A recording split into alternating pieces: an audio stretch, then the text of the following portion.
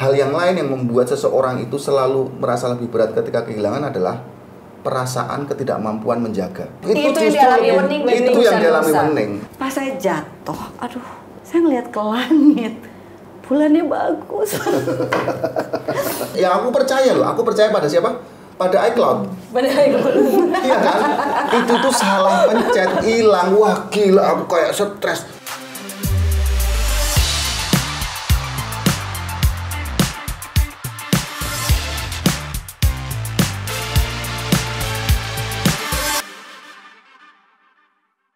Halo Sobat Brilio, balik lagi bareng gue Nadia. Kali ini udah kedatangan ada Mbak Happy dan Mas Anggi. Halo. Dari Baik, mana? saya. Sini. Hai. Kembali ya. Dari cast dan direkturnya film Tebusan Dosa nih. Apa kabar nih Mas sama Mbak? Baik, sehat. Kamu gimana kabarnya? Alhamdulillah baik. Baik. Terus sebelum ke film nih, Mbak Happy sama Mas Anggi ini kan udah lama ya berkecimpung di dunia perfilman gitu kan. Nah, itu tuh gimana sih pandangannya terhadap film-film Indonesia tuh sekarang-sekarang ini? Kamu yang lebih lama berkecimpung. Berenang ya? Berenang. Sebetulnya sih apa ya, saya tuh merasakan selalu punya ada kegairahan baru gitu setiap tahunnya ya. Apalagi kemarin saya baca berita bahwa di tahun ini adalah penonton terbanyak sepanjang sejarah perfilman Indonesia. Untuk kita sebagai pelaku itu tuh sebuah berita yang bagus, itu tandanya ekosistem kita semakin kuat.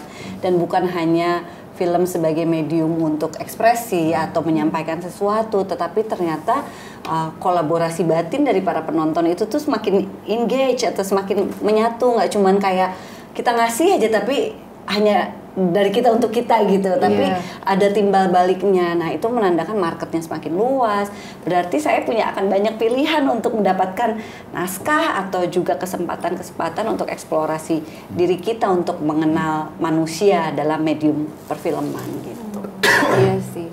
Kalau dari Mas Anggi sendiri?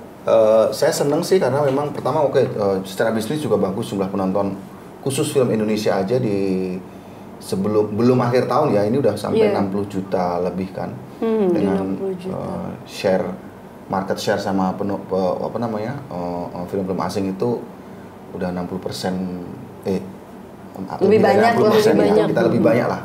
Artinya produksi film Indonesia ditonton oleh orang Indonesia, itu sesuatu yang besar.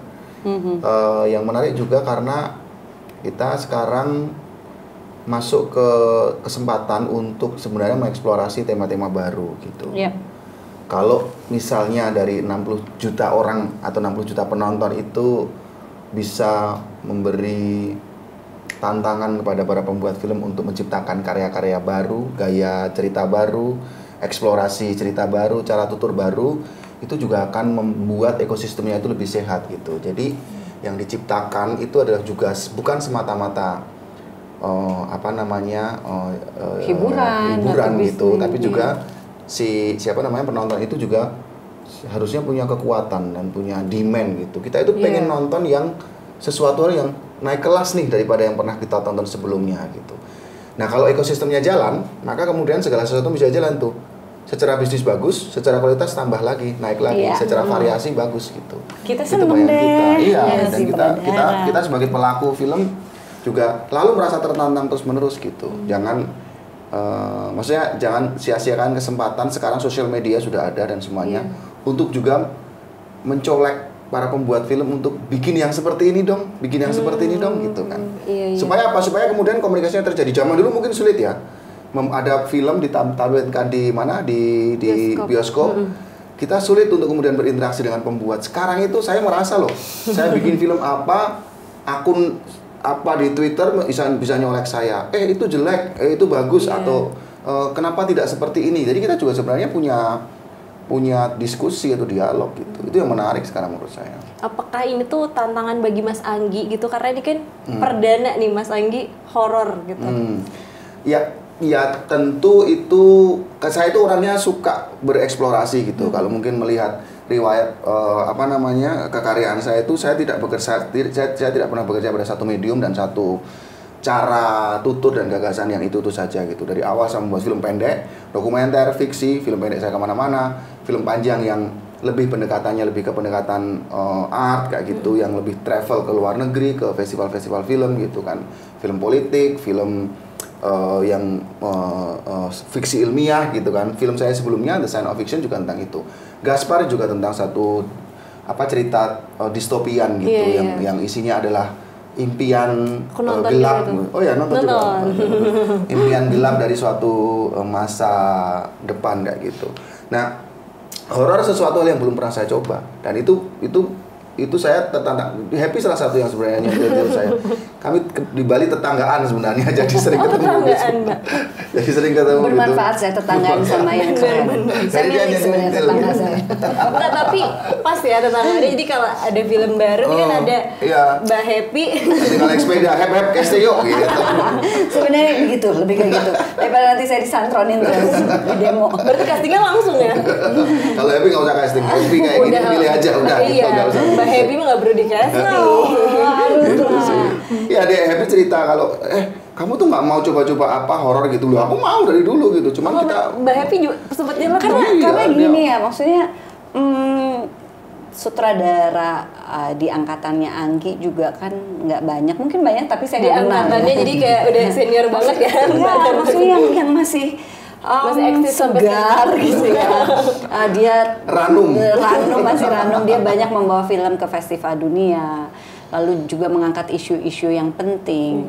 Tapi kadang-kadang berkomunikasi hanya dengan orang-orang tertentu. Nah, maksudnya saya melihat Anggi punya bukan hanya wawasan, intelektualitas, tetapi juga dia punya empati yang besar terhadap banyak orang yang rasanya bisa relate. Makanya jadi saya menantang Anggi, kayaknya untuk orang seperti kamu alangkah baiknya kalau ada kesempatan cobalah berkomunikasi dengan sebanyak-banyaknya orang dengan caranya kamu gitu. Maksudnya kan ya kalau diajak komunikasi yang niche gitu ya. Iya, itu kan mereka punya banyak pilihan dan bahkan mereka akan mencari cara untuk mengeksplorasi diri atau mencari ilmu-ilmu baru. Tapi kan gimana dengan cara yang sangat sederhana tapi sebenarnya menyampaikan sebuah gagasan atau cerita yang besar.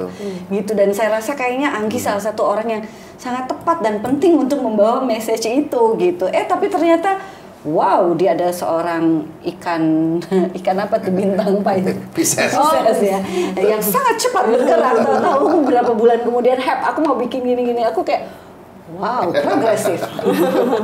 Jadi waktu itu pas udah Mbak Happy ngasih tahu Mas Anggi berapa bulan? Aku mau bikin nggak ngasih tahu sih, kita lagi ngobrol aja kayak Anggi juga kasih masukan ke aku. Apa kita punya obrolan-obrolan lumayan berfaedah ya. Jadi ternyata menyenangkannya yang menjadi benar buah karya gitu. Dan saya terlibat di sana dalam proses itu satu privilege, satu kebanggaan buat saya gitu dalam proses penciptaan Anggi. Saya ada di sana. Terus Mbak Happy kan juga main film tuh udah banyak banget ya gitu. Sebetulnya nggak terlalu banyak, tapi lumayan lah ya. Lumayan. Iya. Dari dulu gitu kan. Terus maksudnya udah banyak genre juga yang Mbak Happy coba gitu sebenarnya. Nah terus di film Tebusan Dosa ini ada aspek baru nggak sih yang Mbak Happy explore gitu? Oke. Saya terlibat dulu itu kan awalnya dari sinetron yang ibaratnya satu episode tuh mengerjakan 1 minggu. Sampai sinetron 1 episode 3 hari, 2 hari, dan sehari dengan 2 episode gitu. Jadi maksudnya 2 episode. 2 episode. Lalu juga saya masuk ke film itu antara dalam peran yang kecil. Dulu awal saya pernah cuma jadi cameo. Anggi terlibat di film Suhokgi. Sempat ya berarti jadi cameo. Iya, aku jadi cameo gitu ya, hanya 2-3 scene. Jadi aneka macam medium yang pernah saya masuki dan saya pelajari dengan segala macam kebutuhan siapa penontonnya gitu. Nah, untuk film Tebusan Dosa ini sesuatu hal yang sangat menarik banget buat aku, bagaimana dalam 2 jam itu kita menyampaikan banyak hal. Dan saya tuh kemarin juga baru pertama kali nonton ya, maksudnya saya berbeda sekali, saya sampai lupa ini saya yang ngerjain ya, maksudnya ini saya yang main ya, maksudnya karena sutradaranya Anggi itu membuat peristiwa adegan itu tuh terasa nyata sampai aku tuh tidak merasa kelelahan untuk membangun imaji sendiri gitu. Kadang-kadang kan kayak ini nggak serem, tapi aku harus serem-serem ini. Itu kan itu yang melelahkan. Ternyata saya merasa kemarin, kok ini filmnya wow, sangat dalam, sangat apa ya, puitis gitu ya, puitis di dalam setiap adegan dan gerak tubuh dan lain. Kok saya tidak membekas ya lelahnya itu gitu. Saya malah sampai ada tim kerja kami, Mbak Happy, saya nggak nyangka ya waktu itu kamu lagi Zoom, habis itu sibuk makan rambutan, pesta kuliner, baca buku, tapi ternyata iya ya kok jadinya gitu. Aku juga kaget, ternyata aku baru sadar bahwa yang membedakan adalah bagaimana sang sutradara tidak menjadi mandor di dalam proses kerja kita, tapi dia membuka ruang peristiwa yang memudahkan kita untuk larut di dalam cerita tersebut. Gitu. Maksudnya jadi saya itu oke, ada naskah membantu saya melayani naskah tersebut, mengikuti maunya sutradara. Tapi ketika di set itu, saya merasa set ini membantu saya untuk saya masuk ke dalamnya, gitu. Itu jelas nggak ya? Jelas ya, kayak itu sebenarnya si Theo juga bilang gitu ya pas. Iya, dan di DP-nya juga gitu, kayak gini loh. Saya masuk ke dalam satu ruangan. Ruangan itu memfasilitasi saya untuk saya jadi mudah menangis, mudah saya mengekspresikan sesuatu itu bukan karena dibebankan sepenuhnya pada saya atau tidak dibikin-bikin, tapi suasananya, warnanya, cahayanya, propertinya, bagaimana saya harus bergerak itu membuat saya untuk tanpa saya sadari sensitivitas yang saya miliki keluar dengan sendirinya gitu. Sinematografer kami namanya Theo Gehian itu dia punya prinsip gini, aktor itu hanya punya kesempatan sebentar untuk berada di sebuah set gitu. Kenapa? Ya karena kebanyakan waktu digunakan oleh kru untuk menata lampu, untuk menata artistik dan semuanya gitu. Jadi kita jangan sampai membuat si aktor itu kehilangan momentumnya dia untuk menjadi karakter gitu.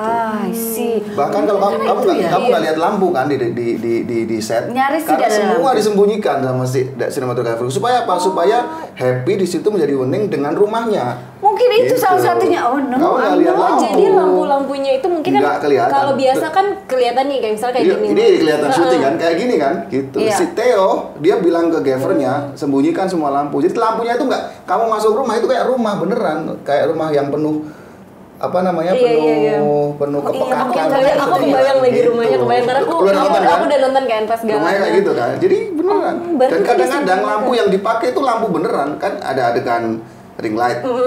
Itu cuma satu lampu itu, lu nggak lihat? Itu cuman itu doang. Itu doang lampunya. Saya sampai lupa kalau saya lagi syuting sebenarnya. Benar. Jadi ruangannya itu beneran kayak ruangan masuk rumah. Dan sinematografer saya sangat senior, dia itu orang yang penuh pemikiran gitu untuk banyak hal kayak gitu. Jadi kalau kamu ngelihat visualnya kayak gitu tuh karena ya dia memikirkan betul-betul gitu. Sampai ke hal teknis supaya membuat aktor itu tidak merasa dirinya sedang berakting.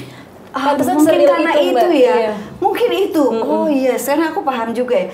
Karena saya juga bertanya-tanya pada diri saya, kayak itu ternyata adegan itu memang ya, maksudnya pengalaman jam terbang, dalam arti pengalaman-pengalaman yang pernah saya dapatkan itu memudahkan saya juga untuk cepat merespon. Maksudnya tubuh saya punya memori muscle yang cukup baik, yaitu saya syukuri. Tapi di luar itu semua kayak ya itu tadi, kayak daun, ada cahaya masuk gitu ya, cuman kayak menerpa kita sedikit. Itu tuh sangat membantu saya secara puitik untuk membangkitkan emosi tanpa saya kelelahan. Jadi kadang-kadang kan, itu kayaknya pasti syutingnya capek banget ya, kamu banyak nangis. Terus saya gini, emang iya ya? Kok enggak ya? Maksudnya saya tetap bisa menikmati hal-hal indah. Contoh nih ya, ada satu adegan ya, nanti kalau sempet nonton ya, mulai tanggal 17 Oktober udah harus nonton ya Mbak. Harus. Ada satu adegan saya itu kan terjatuh tabrakan ya, kejatuhan motor, ke helm dan berdarah gitu. Itu dilakukan sekitar jam 1 pagi ya. Jam 1 pagi. Kami jatuh di aspal. Sebagai seorang ibu yang meninggalkan anak bekerja ya, saya sebagai Happy Salma ya, tiduran jam 1 pagi. Waduh, doing here? Kayak, aku ngapain sih gitu ya, kayak masih syuting yang satu, harusnya saya ngapain sih saya ada gitu loh tentu. Tapi karena momen peristiwanya itu seolah real, pas saya jatuh, tau nggak apa yang saya rasakan? Saya ngeliat ke langit, bulannya bagus, bulannya bagus, ketutup sedikit kabut-kabut awan malam-malam, sampai saya nginget, indah banget ya. Terus saya langsung punya perspektif yang lain. Kapan lagi saya di jalanan aspal jam 1 pagi tiduran dan ngelihat bulan gitu, maksudnya. Dan itu peristiwanya hanya bisa terjadi apabila sutradara, sinematografi dan tim kerjanya itu membuat suasana serileks itu dan senyaman dan seapa adanya itu. Dan itu saya dapatkan di dalam proses film Tebusan Dosa. Berarti pas Mbak Happy tabrakan, berarti Mbak Happy padahal lagi happy ya, lagi ngeliatin bulan, sedangkan yang nonton tuh kayak gitu kaget. Iya, tapi aku kan gak ngeliat bulan sampai senyum ya. Nanti aku pikir gila. Di dalam hati, maksudnya aku capture momen itu, kayak bahwa maksudnya tuh jadi walaupun intinya adalah walaupun adegannya berat, adegannya menyiksa, tetapi ada kebahagiaan di dalam proses pengerjaannya, itu maksud aku. Iya. Gitu. Terus pantesin aku juga ngeliat keren banget karena kayak real gitu, nyata, kayak emang relate kalau misalnya ibu-ibu kehilangan anak tuh. Iya. Kayak gitu. Dan gak cuma ibu-ibu kehilangan anak ya, orang bisa relate bahwa betapa menjadi seorang ibu itu merubah tubuh jiwa kita sebagai manusia. Maksudnya ya nggak sih, maksudnya iya, betul. Ibu itu bisa melakukan apa saja, bisa melakukan banyak sekali tugas, dan bahkan dia bisa melupakan dan kehilangan dirinya sendiri. Iya. Sampai nggak rasional. Sampai tidak rasional. Dan makanya ada suka bilang, ya seorang perempuan kalau udah jadi ibu, dia bisa melakukan tindakan yang tidak masuk akal. Itu saya bisa mengerti dan orang bisa relate dengan menonton ini gitu. Karena kayak seorang ibu apapun caranya untuk anaknya tuh bakal dilakuin. Dan bahkan bukan hanya seorang ibu atau bahkan seorang perempuan yang memang dia tidak mengandung atau tidak melahirkan anak, dia akan merasakan perasaan itu karena dia punya seorang ibu juga gitu. Iya, benar. Kan dia akan inget, ya ibu gue banget tuh begitu gitu. Iya. Terus Mas, Mbak, ini kan ceritanya mungkin orang udah tahu tentang Wening yang kehilangan anaknya, mencari anaknya gitu ya, garis besarnya. Terus apa sih yang bikin relevan dari awal cerita ini menjadi sebuah cerita misteri horor gitu? Sebenarnya itu tadi yang sudah disebut sama Happy. Ini pencarian. Seorang ibu yang punya harapan besar, anaknya itu masih ada dalam satu peristiwa yang tragis sekali, di mana anaknya hilang dalam sebuah kecelakaan gitu. Nah, aku itu waktu memformulasi cerita yang paling kami ingin kedepankan itu sebenarnya resiliensi. Bagaimana seseorang itu punya kekuatan yang terus-menerus untuk berharap, kadang tidak rasional kayak gitu harapannya, untuk mencari sesuatu yang dia percaya masih ada gitu. Cuman kemudian kita juga harus menaruh elemen-elemen horornya sebagai bagian dari cerita. Dan yang ingin kami kedepankan dari horor itu sebenarnya bukan konsepnya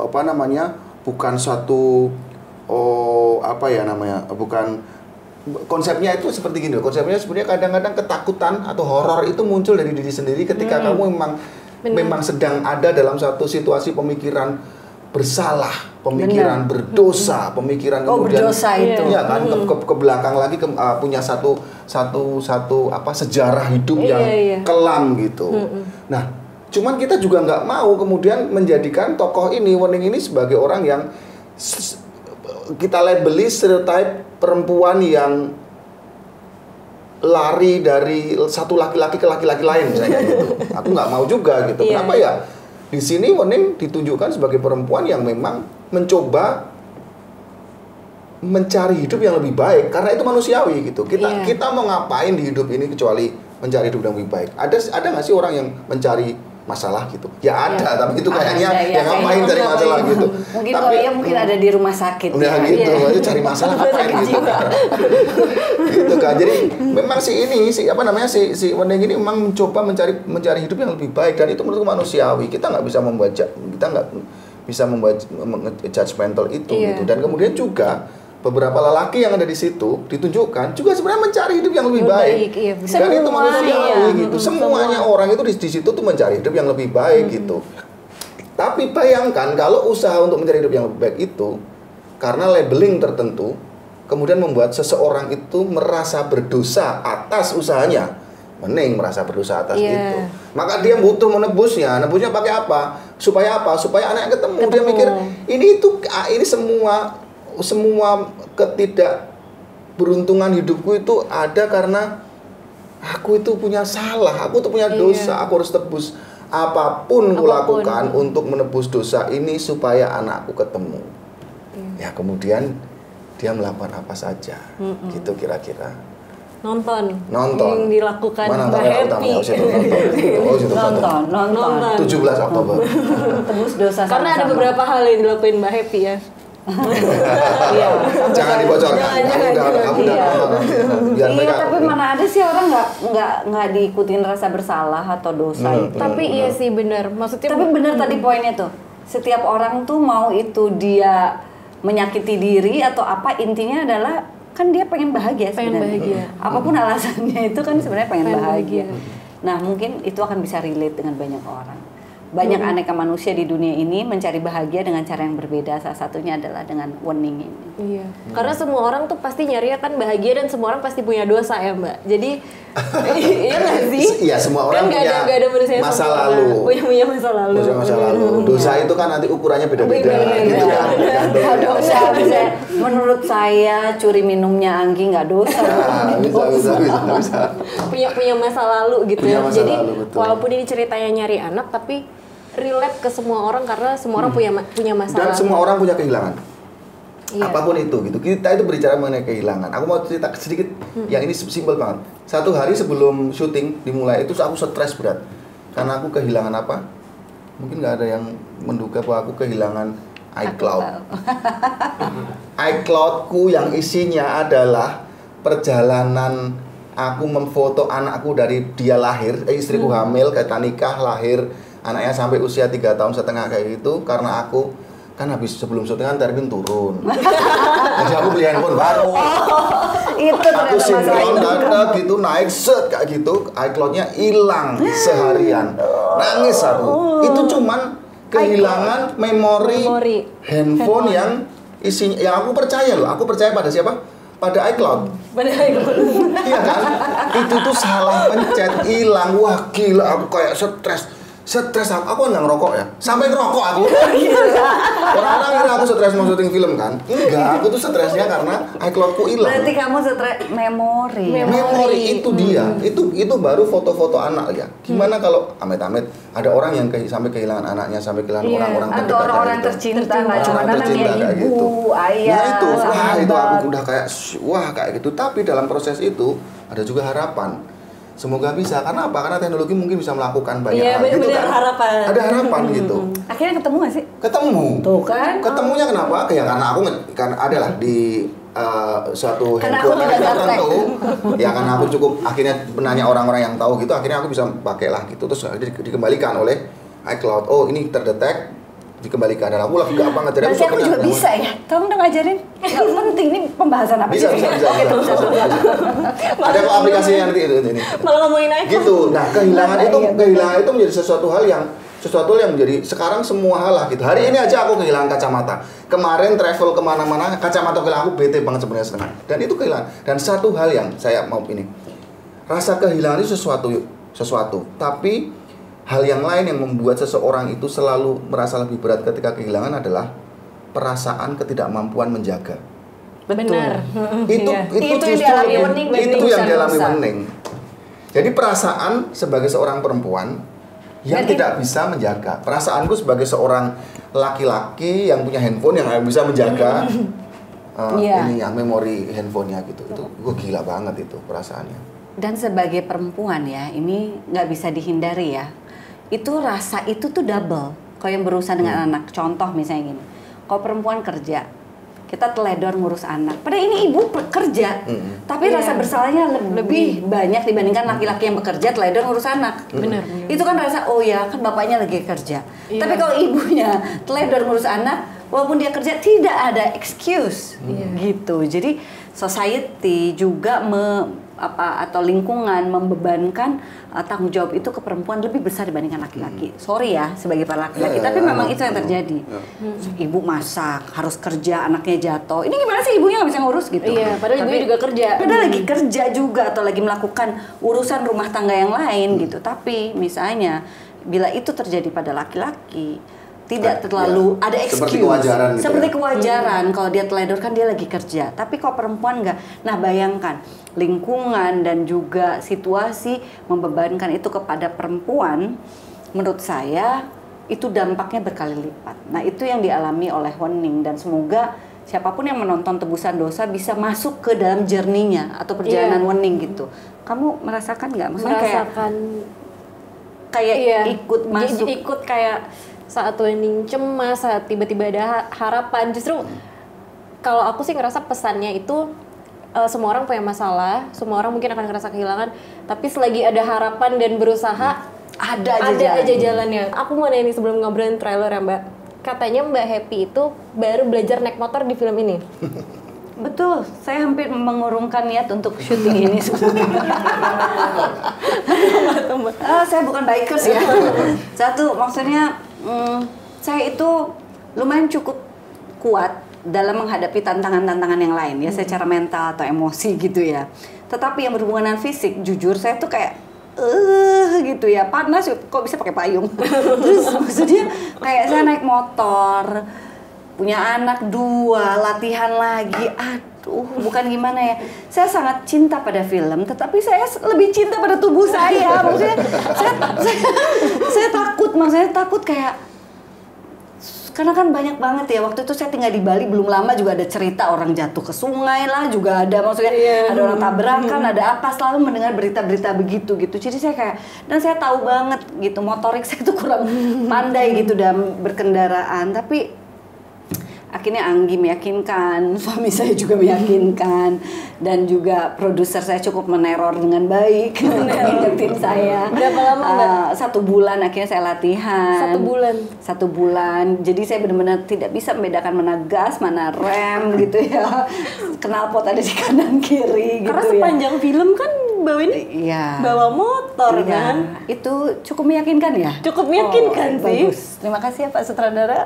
Apalagi pas boncengan sama Putri Marino, juga canggih banget ya. Boncengan Putri Marino di belakang. Dia diboncengin. Sedang terintimidasi. Putri itu kan, tapi kalau Putri Marino bisa? Bisa. Bukan lagi kayak nge-trail juga bisa ya. Dia kayak, ayo let's go. Aku yang kayak, oke. Anyway, tapi jadi maksudnya sebetulnya dalam beberapa tahun saya bekerja ini, saya selalu berusaha masuk keluar dari kebiasaan saya yang berhubungan dengan emosi, dengan perasaan. Tetapi ini kali pertama juga saya bukan hanya mau diseling. Dulu pernah saya ada adegan seling, tapi yang cuma sekali pendek. Ini kayak ada beberapa kali gitu ya. Harus koprol, yang akhirnya saya mengeluarkan air mata berlinang ya karena shock ya. Seling itu dari selingnya tali gitu. Iya, maksudnya green screen gitu kan, diputer-puter gitu. Karena ada adegan juga kan, nanti ada adegan dia, kamu tahu. Adegan yang dia kebalik-balik gitu. Dulu pernah sih, tapi saya jadi bidadari. Iya, cuman kayak kok ini kayak harus akrobat ya, seperti main sirkus. Nah, maksudnya jadi sebenarnya di sini tuh juga ya saya harus melatih diri saya untuk lebih fleksibel terhadap fisik saya, mencoba hal-hal baru gitu. Agak berat tapi ternyata menyenangkan dan saya sudah lupa semua. Berarti sekarang udah nggak bisa lagi naik motor, Mbak Happy? Oh, tentu tidak. Soalnya kalau bisa tadi mau nggak lagi diboncengin sama Mbak Happy. Aku dibonceng aja. Oke, terus aku mungkin untuk orang lain apa sih lebay banget, gampang banget naik motor. Tapi kan setiap orang berbeda. Mungkin saya lebih mudah untuk cepat mengeluarkan air mata atau beremosi yang lain gitu, dengan lapisan emosi yang berbeda-beda. Mungkin saya lebih bisa mudah melakukan dibandingkan dengan naik motor atau odong-odong ya. Dia idenya juga odong-odong.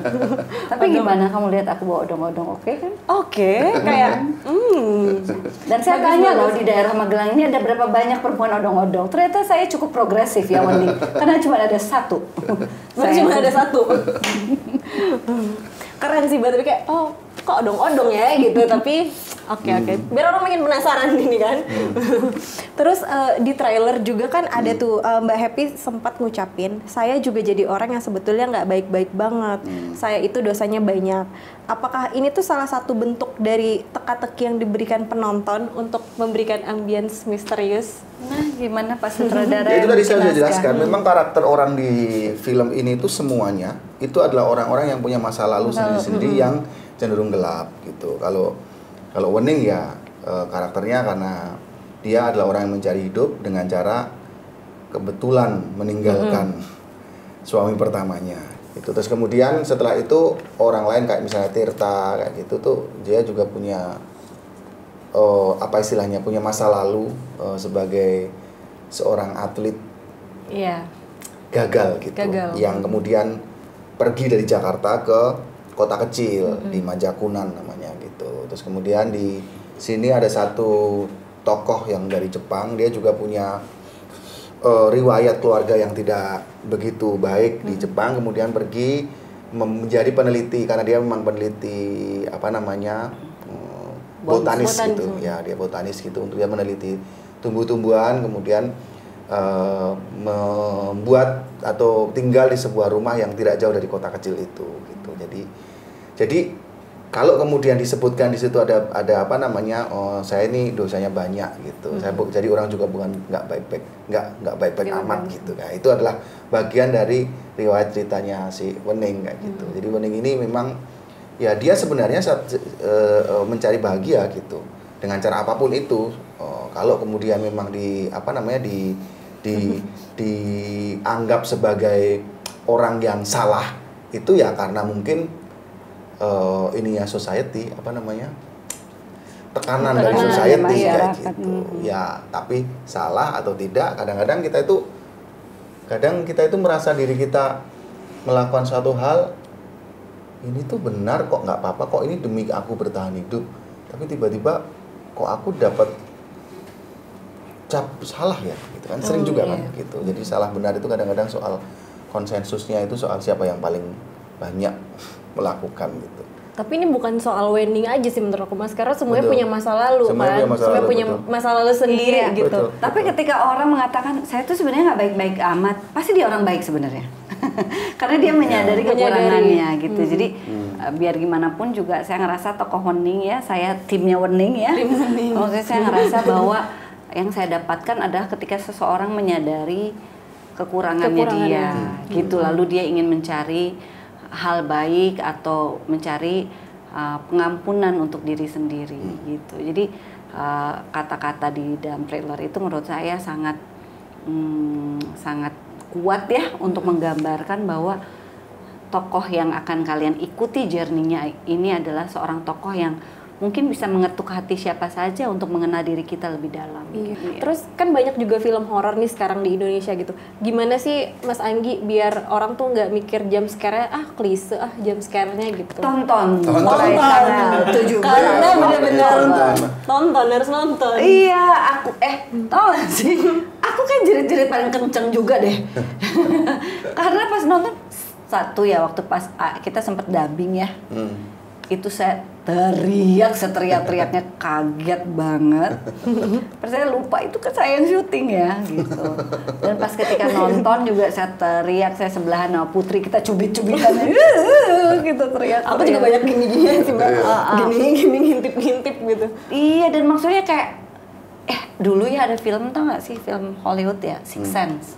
Oh iya. Itu kan hantunya tuh nggak yang kayak halo, tapi dia kayak mencekam, takut dan membekas banget di hati saya. Karena aku ada sedikit experience, sedikit rasa itu sih kemarin. Oh iya Mbak. Kayak takutnya itu kayak terus kayak. Karena menurut aku malah justru nggak klise, karena justru itu kayak nyata hari-hari aja gitu loh. Ya itu konsepku sih sebenarnya. Jadi horornya itu juga bukan horor. Jadi gini, konsep hantu dalam film ini tuh bukan hantu yang entah dari mana gitu. Tapi hantu yang paling menakutkan adalah sebenarnya ketakutan ketika yang menakutimu adalah orang-orang terdekat gitu. Iya. Kehadiran orang-orang terdekat. Itu akan lebih jauh-jauh. Karena kan orang terdekat kita selalu dalam pikiran dan hati kita kan. Gitu. Jadi itu yang aku munculkan gitu. Jadi nggak ada tiba-tiba kayak pocong muncul kayak gitu ya karena ya nggak ada ininya nggak tadi kecuali dia dulu temenan sama pocong ya misalnya. Ini nggak ada gitu. Nah, karena terus dari nonton itu juga Mas, aku jadi kayak kalau lagi sendiri gitu ya, kayak adalah scene Mbak Happy yang itu, jadi suka tiba-tiba kayak siapa nih gitu. Apalagi ada angin-anginnya. Ada kayak gitu. Iya, dan sebenarnya juga tapi kalau mau dibilang sih sebenarnya ya di satu sisi karena aku juga baru pertama membuat film misteri horor, aku pengen membuatnya klasikal gitu loh. Bahwa hantu itu juga muncul ya dengan cara yang memang mungkin sudah pernah ada dalam film-film lain kayak gitu. Kenapa ya? Itu klasikal aja, yang klasik aja ya, tapi bukan yang kemudian keterlaluan apa. Karena apa ya? Karena proses untuk mengenali genrenya sendiri buatku sebagai kreatornya itu penting gitu kan. Nggak perlu kemudian apa namanya dengan apa ini yang begitu besar apa namanya dengan nggak perlu pretensius gitu bahasaku. Sekarang sebagai apa namanya sebagai kreator itu mengerikan kalau kemudian harus pretensius gitu kan. Sok-sokan keren gitu kan. Enggak, aku pengen bikin karena kamu sudah keren. Makasih tetangga. Nggak perlu sosokan karena saya lahir sudah keren. Ya nggak tahu, maksudnya nggak perlu pretensius kemudian harus ini adalah sebuah temuan baru dalam sinema horor Indonesia. Enggak, ini film akan membuat kalian merasa nikmat menonton aja gitu. Nggak perlu kemudian keberatan dengan avant-garde, nggak juga. Ini film sangat nyaman ditonton, nggak perlu kemudian dibebani dengan banyak hal kayak gitu. Tapi orang bisa menyimpulkan itu loh, karena biar gimana pun ada sidik jari kamu yang unik juga gitu. Iya. Ya nggak sih? Bener. Karena kan tadi bilang kayak jump scare-nya tuh menurut aku bukan cuman di karena bukan cuma di bilang yang penting lah enak ditonton. Tapi maaf ya Nggi, maksudnya memang benar itu. Tapi kamu itu juga kan unik. Kamu juga unik, maksudnya. Ya. Biar gimana pun ada sapuan-sapuan hal yang berbeda yang aku harus bilang ya bahwa ini berbeda. Aku berbeda dari mungkin orang yang pernah menonton bukan cuma film horor, tapi film yang berhubungan dengan drama yang dimainkan oleh tokoh perempuan. Itu ada memang enak ditonton, sesuatu hal yang biasa, tapi di balik kebiasaan itu ada something. Iya. Ya sama lah, gado-gado juga sama rasanya semua, tapi ada kan gado-gado yang kok ini beda. Iya, itu kamu. Isinya sama, bumbunya kamu gado-gado dan nasi goreng yang berbeda. Oke. Ya itu kalau kayak seperti itu kan nanti di penonton kan. Kalau aku membuat karyanya sih bener. Seperti biasa aku membuat gitu kan. Dengan ini kadang-kadang gitu nggak ada pretensi untuk tampil beda atau tambah beda kayak gitu. Enggak, bikin film. Ya, bikin film adalah sebuah tindakan yang sering kulakukan gitu aja sudah kulakukan gitu. Jadi ini cuman memang konsepnya konsep mungkin yang sedikit berbeda itu tadi bahwa hantunya adalah apa sih yang terdekat darimu gitu. Iya benar. Dan kalau kamu udah nonton kan gitu. Jadi ketakutan itu tidak saja muncul dari roh gitu. Ketakutan bisa muncul dari benda-benda yang kamu gunakan tiap hari. Karena jam scare kalau dibilang klise. Sebel banget. Iya, lu ngingetin lagi. Agak gitu juga, Mbak. Apa udah ya? Bukan cuma hantu yang bikin jam scare. Siang si Putri Marino bikin aku jam scare siang ya. Sama itu lebih nyebelin lagi. Itu nyebelin banget sih. Bener yang kayak bener itu harus terus nonton. Bener, sama itu sih, bener sih. Tiba-tiba ada hantu di siang hari gitu kan. Tapi itu bukan hantu, Mas. Iya, maksudnya tiba-tiba ada ketakutan di siang Ketakutan hari. di siang Iya, hari. dan ketakutan siang hari dan bahkan dari benda yang tidak pernah kita bayangkan sama sekali. Bener. Sebel. Oh iya Mas Anggi, terus kan ini film ini berkolaborasi juga sama studio yang memproduksi film Korea Ex Huma. Gimana tuh ceritanya kok bisa gitu? Ya. Sebenarnya ini kolaborasi mereka. Pertama bahwa di dunia ini memang sekarang sudah sangat lazim dilakukan namanya kerja-kerja namanya koproduksi, di mana satu ekosistem perfilman di sebuah negara itu bisa bekerja sama dengan negara-negara lain untuk membuat satu karya. Entah karyanya itu diproduksi di dua negara atau bahkan di banyak negara atau diproduksi satu negara tapi dengan sokongan banyak negara, kira-kira seperti itu. Negara itu dalam arti industrinya ya kayak gitu. Nah, di film Tebusan Dosa ini kita memang berkolaborasi dengan studio namanya Showbox. Itu studio yang membawa dari Korea yang kalau di Indonesia paling dikenal adalah filmnya adalah Ex Huma. Ya. Ex Huma itu film horor Korea yang mungkin sekitar tahun lalu ya. Tahun lalu dapat 2 juta penonton lebih di Indonesia. Itu salah satu film Korea dengan penonton terbesar. Nah, menariknya dari kerjasama ini adalah mereka masuk ke konsorsium kerjasamanya itu justru ketika film sudah selesai. Oh, Biasanya koproduksi itu dilakukan di awal proyek itu. Tapi kemarin itu mereka menonton filmnya ketika posisinya sudah selesai dan secara cepat mereka langsung oke, kita masuk ke konsorsium ini. Memang keren filmnya. Ya kamu yang menyimpulkan. Terima kasih ya. Jadi kemudian akhirnya, jadi kemudian memang Edi, produsernya dengan Balari itu kemudian mereka dan saya juga pasti merasa sangat ada percaya dirinya bertambah berlipat-lipat gitu karena memang ternyata apa yang kita bangun, apa yang kita sajikan dalam film Tebusan Dosa ini juga dilihat oleh orang yang jauh di sana itu sebagai potensi yang besar. Kedepannya nanti kemudian memang proses kerjasamanya bisa saja berupa dukungan untuk memasarkan film ini ke kancah yang lebih global misalnya kayak gitu. Berarti kita lihat saja nanti. Berarti ada kemungkinan nggak sih Tebusan Dosa juga akan tayang di Korea? Setiap kemungkinan pasti ada gitu. Saya juga mau ikut makan makanan Korea. Kan sayang kamu nggak kesana. Oh enggak. Filmnya Emang doang. nggak boleh? Kan pakai file aja di sana kamu. Kenapa sih nggak diundang? Iya kan harusnya diundang. Sebenarnya kan judul film ini adalah kita pesta kuliner prosesnya. Kamu kali. Oh iya, aku tiap doang. hari makanan. Berarti kemungkinan bisa. Ya nggak tahu. Tapi kemungkinan selalu ada kan karena itu tadi bahwa sekarang ekosistem perfilman dunia itu memang saling mensupport satu sama lain. Ingat kan bahwa salah satu film teralis di Indonesia, drama teralis di Indonesia itu adalah How to Make Million Before Grandmother yang adalah film dari tetangga sebelah dari Thailand, ya kan? Terus satu film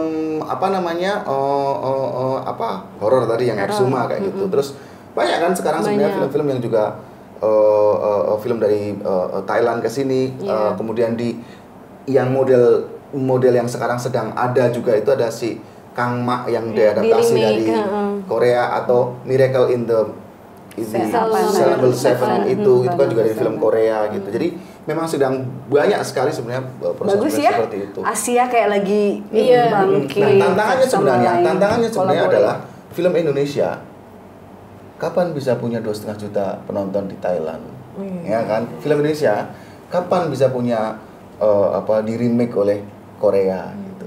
Jadi itu tantangan kedepannya. Dan bisnis film itu memang moving in that direction. Jadi ada exchanging gitu. Itu karena pada prinsipnya ketika ekosistem global itu bertumbuh, itu akan memberikan impact yang positif pada setiap negara. Nggak mungkin kemudian hanya satu negara aja gitu. Karena pack loh. Sekarang berapa sih jumlah penduduk Korea gitu? Mereka butuh penonton. Mereka ekspor ke Wave gitu, ya kan? Nah, Indonesia jangan hanya dari pasar dong gitu. Kita harus bisa juga mengekspor karya gitu. Mungkin nanti Tebusan Dosa bakal 2,5 juta ya, semoga. Saya nggak tahu. Makanya ditonton ya. Tebusan Dosa ini harus menjadi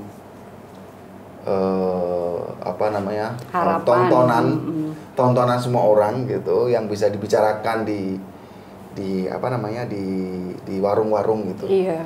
Nonton Tebusan Dosa durung. Seru Ayo nonton. tuh gitu kan. Gitu. Kumaha entos nonton tak acan Tebusan Dosa. Nah, gitu. Mbak Epi nyunda banget ya, kan orang Sunda. Niki sampun. Bali bisa. Bali ya, Bali. Iya, Bali. Aku nggak bisa baca Bali. Niki sampun watching. Watching Tebus. Lo kok Jawa ya? Campur lagi Jawa.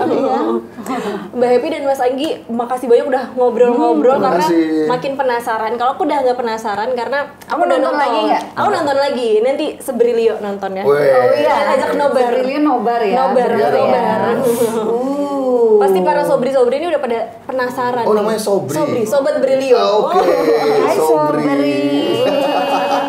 Hai Sobri. Oke. Terus sebelum closing nih, aku mau nanya nih Mas Anggi dan Mbak Happy. Waktu itu kan kita juga tempat main games ya Mbak di konten. Terus ada yang komen kan netizen. Ini aku mau tanya juga ke Mas Anggi.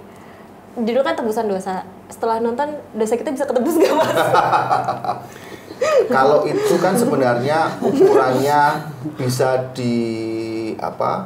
bisa dilihat dari postingan sobean tiket. Habis nonton Tebusan Dosa, kamu posting di sosial mediamu ya kan. Terus kemudian nanti aku rate deh tebus atau enggak gitu. Kira-kira kayak gitu. Dan dari sobekan tiket ya. Dari sobekan tiket Mas. Sebenarnya itu bukan dari dosa sih Mas. Dari Mas-mas yang nyobek. Enggak, tapi kalau habis nonton Tebusan Dosa, kalian akan memaafkan diri kalian dan dosanya langsung hilang. Masuk nggak tuh? Enggak ya? Masuk lah Mbak, masuk aja. Oke, Mbak Happy, Mas Anggi makasih banyak udah ngobrol-ngobrol panjang lebar di sini. Dan buat Sobri, jangan lupa untuk nonton film Tebusan Dosa tanggal berapa? 17. Mulai tayang Oktober. 17 Oktober 2024. Di semua bioskop kesayangan kalian, mohon doanya ya. Mohon Kita tebus doanya dosa ya. bareng-bareng. Kita tebus dosa bareng-bareng.